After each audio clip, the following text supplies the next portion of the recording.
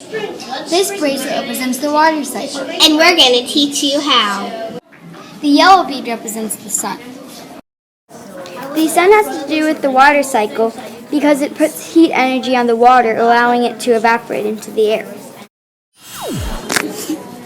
The green beads represent transpiration. Transpiration is part of the water cycle because it's water inside plants and the sun would make it evaporate into the air. The red bead represents evaporation. Evaporation is a part of the water cycle because the sun sucks up the water and turns it into water vapor. The white bead represents condensation. Condensation is a part of the water cycle because it is when water in its gas form, called water vapor, turns back into its liquid form.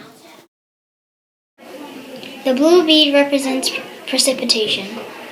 Precipitation is part of the water cycle because when water in the form of ice, rain, sleet, or hail falls to the earth. The black bead represents runoff. Runoff is a part of the water cycle because after it rains, it either absorbs or it flows over the surface of the earth. The process is called runoff.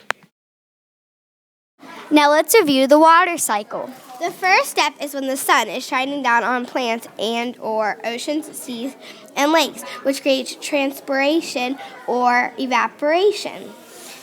Then when the water is in the air, it turns back into its liquid form, which creates the clouds, called condensation.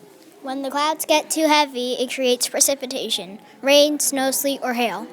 And then the precipitation falls back into rivers and streams, oceans, seas, and lakes, which creates runoff. Thanks for watching.